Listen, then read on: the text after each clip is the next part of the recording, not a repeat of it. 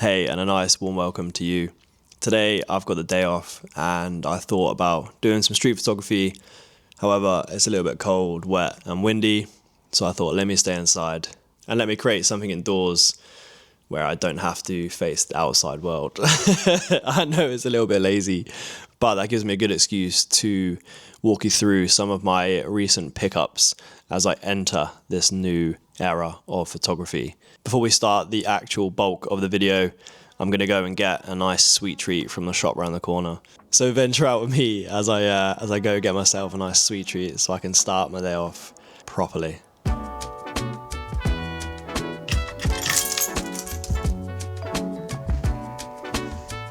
I'm also just waiting for a delivery, so I hope it doesn't turn up when I'm here, but the shop is only around the corner, so should be okay.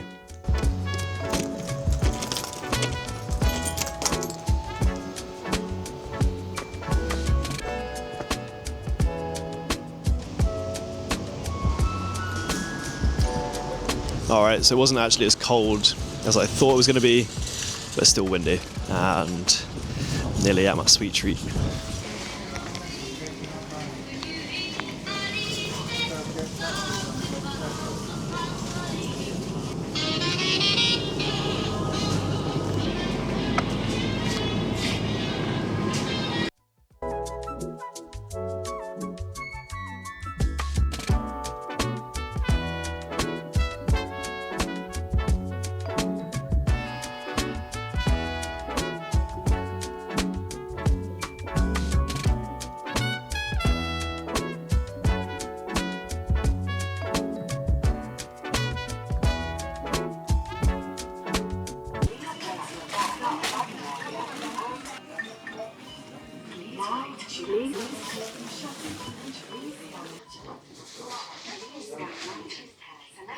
Alright, I've secured the goods.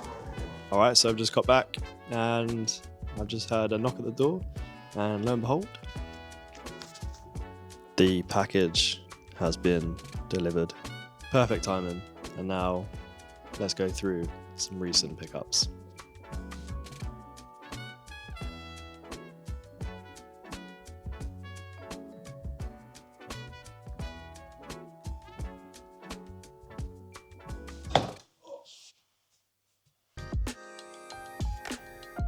Hey, and welcome to the actual video.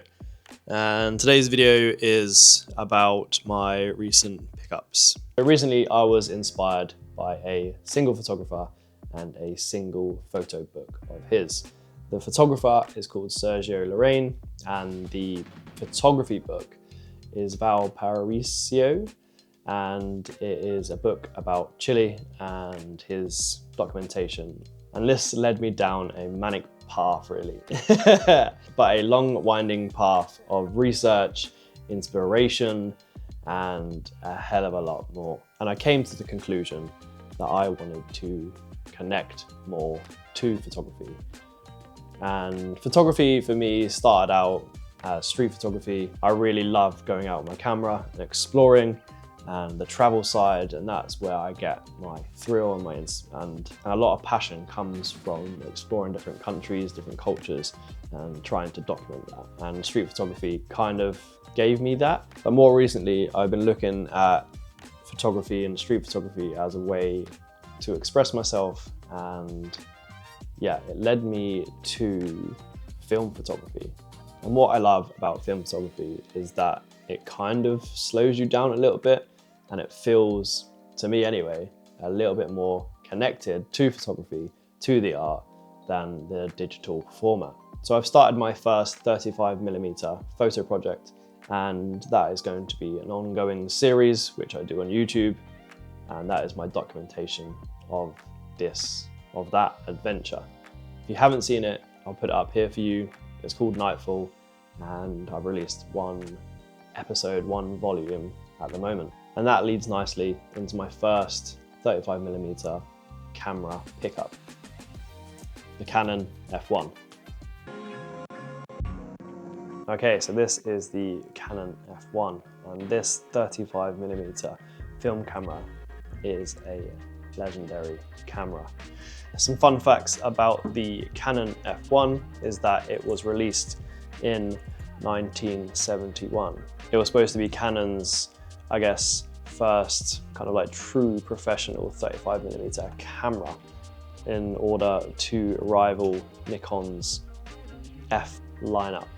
It is a completely brass body, but it is painted black, and as you can see here, it has started to brass, which I find absolutely aesthetically pleasing.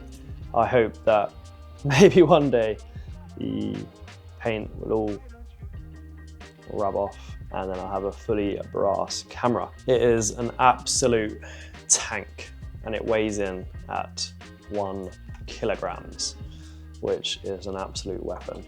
I don't have a strap on it yet, but I have ordered one and that will be coming soon, but I feel like this is going to weigh my neck down. It's an absolute icon and it was used throughout the 70s and 80s and obviously still now, but it's revered as one of Canon's best cameras.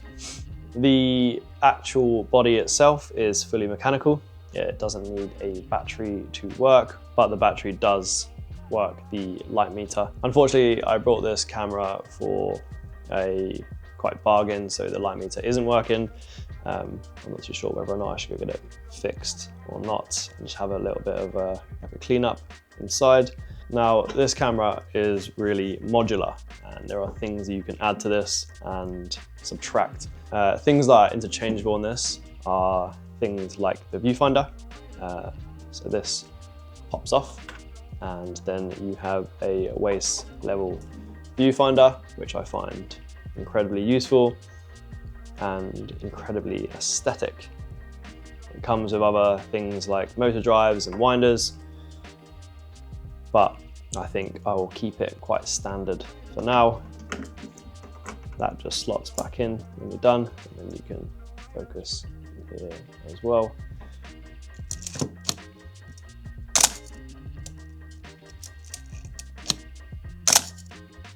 It has that iconic shutter sound, which is so satisfying. And the lens mount, which is why I really got the camera, which you can use, is the Canon FD lenses. Now, I own a few of them. I own the 50mm 1.4 SSC. I have this 24mm f2.8 SSC, and I have a couple of zooms, such as the 70 to 210, I think, f4, and that has a macro lens as well, which is pretty cool. I will be investing in a few more lenses that will complement this system, and I also use them on my Lumix cameras with a mount adapter.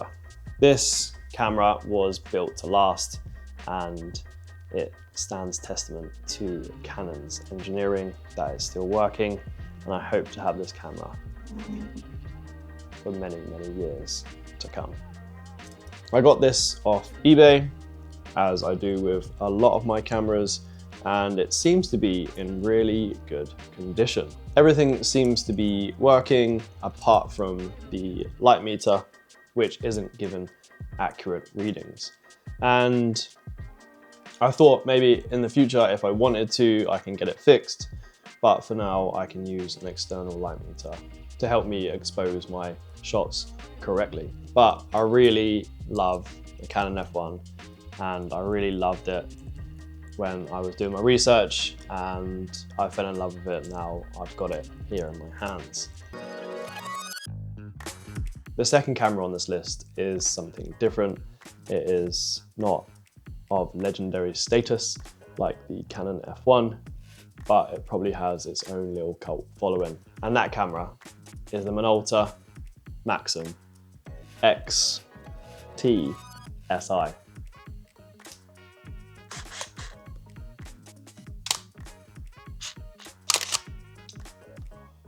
Okay, so this is the Minolta XT SI, and this is a much newer camera than the Canon F1, and it doesn't have that legendary status that the Canon F1 does have. This camera was released in the late 1990s, and it is a auto-focusing film camera. It uses batteries and it's also known as the 505 SI Super outside of different regions around the world.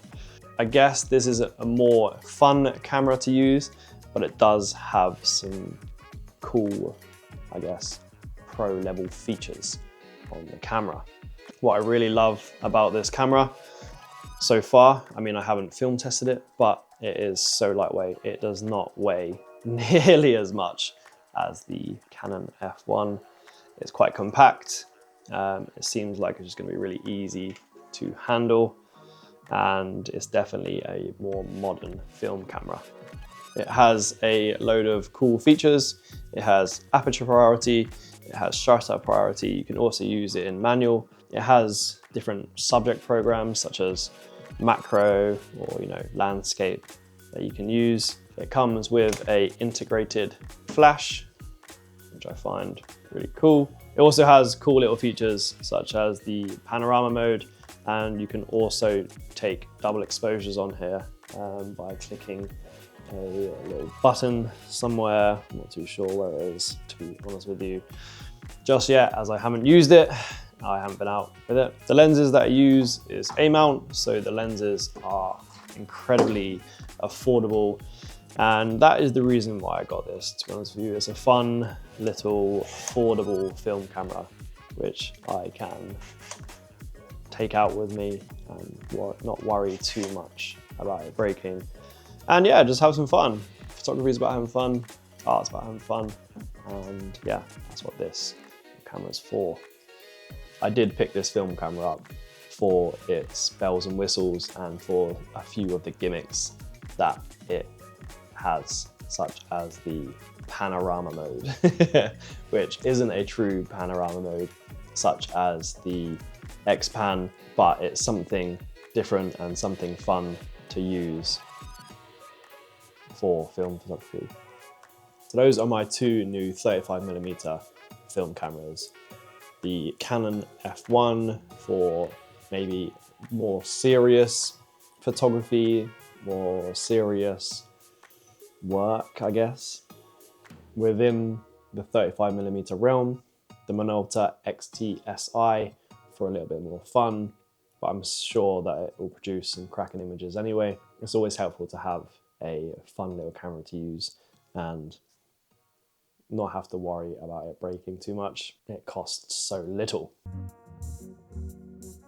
Now, the next camera is something completely out of my comfort zone, and it's something that I've never tried. It's a format that I've never ever tried in the couple years that I've been doing photography. So it's going to be a little bit of a challenge, and it's going to be a complete learning experience, which I invite you along for the journey, because I haven't got a clue how I'm going to use this.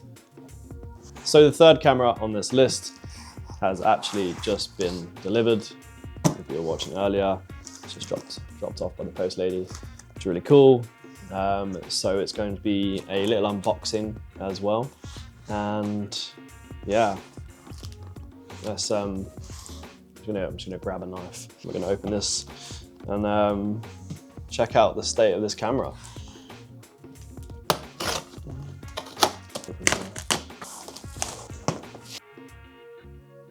All right, here it is. And in this box is my brand new, old as hell, medium format Yashica 635. Now, the oldest camera on this list and my final camera is the Yashica 635. This is the oldest, and this piece of camera is part of history itself. This camera was actually released in 1958, and it is a TLR medium format film camera. The TLR stands for twin lens reflex, and that is, I'm pretty sure, I can take that off. I'll take that off.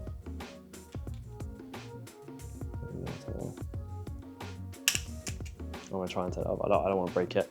And that is these two lenses here. The top one is used for seeing and the bottom one is used for taking the photos. This Yashica 635 has a cool little function. It does take 120mm film, which is the medium format film, which you have to use for this, but it can also use 35mm film, which I'm pretty sure I have the adapter for somewhere in here. Maybe that's the adapter. I haven't looked at it. Like I said, I just opened the box, so I'm not entirely too sure how to use that just yet, but that is an option. But I'll probably just stick with the medium format. It is a weighty little thing, probably weighs as much as the Canon F1, but is a fully solid metal build. Now, the reason why I brought this camera, it uses the famous waist level viewfinding, and it is an experience in itself. You pull this up, and you can see here that is now up, and then we look through that mirror right there to see the photo. One of the things that drew me towards this was because of obviously Vivian Maier using the Rolleiflex, and she used it for street photography, which is what I would like to be doing. And with this certain model, it has a leaf shutter, which is supposed to be a lot quieter than other shutters. So hopefully, I mean, people will probably notice I'm taking a photo, but hopefully not as much when the shutter goes off. The lens that it comes with, this is the Yashica. Now, I think these come with different lenses, but this specific Yashica 635 comes with a Yashica 80mm f3.5. Now, this lens is an 80mm, and in full format terms, that is a 50mm lens, and in APS-C, that equates to roughly 30mm, or I think 33 if we're being really specific and precise. There are no electronics in this, and it is fully mechanical, fully manual shooting experience. I think this version goes up to 1/500th of a second, which should be fine for street photography. But I really got this for the complete immersive photography experience. So the reason I picked up the Yashica 635, and the reason why I picked up this type of medium format camera, is because I wanted something to go along with the Canon F1. I didn't want another 35mm camera. I did look into rangefinders and to see what was available out there that I could use, and I thought, let me get something completely different, and I went down the medium format route. And after a load of extensive research, it came down to two or three cameras. It came down to the Mamiya 645, and then it came, so the kind of like SLR medium format side, and then it came down to the TLRs, which I really, really love. And I thought about it long and hard, and I decided that I would get a medium format TLR. I've always loved the work of Vivian Maier, and the way she made that camera look out on the streets doing the street photography and documenting her life just made it look really interesting. And it's a different way of capturing life. You are looking down at the camera. It's an interesting way of capturing things, I guess. And I wanted to go down that route a little bit more. So I decided to pick up a medium format TLR. Yeah, I'm absolutely thrilled to receive this today and to have it finally in my hands. It's kind of a piece of history. These cameras are really old, and yeah, it's really cool. I feel the gas got me hard, and having these 3 new cameras to play with is an absolute joy. Like I said, I only got this today, so I'm going to be testing it out in the future. And what I can't wait to start doing is going out and shooting with this camera. I've already got a project in mind that I want to start doing with this, so kind of stay tuned for that. This isn't going to take me away from street photography at all. It is just broadening my horizons within photography, within street photography, within this passion, and hopefully it'll bring me more connection to what I'm doing, which is what I'm really after. Thank you for coming along with me today on this little journey. I really appreciate everyone who takes the time to watch this. So thank you. Keep an eye out for projects and keep an eye out for Nightfall with the Canon F1. I'm going to be starting another little photo project with the Yashica 635, so keep an eye out for that. And I'm going to be testing out the Minolta XT-SI in the future when I take it out. Thank you so much for taking the time to watch the video and listen to me ramble on. As always, stay creative, get framing, and keep on adventuring on the weathered streets. I'll see you soon.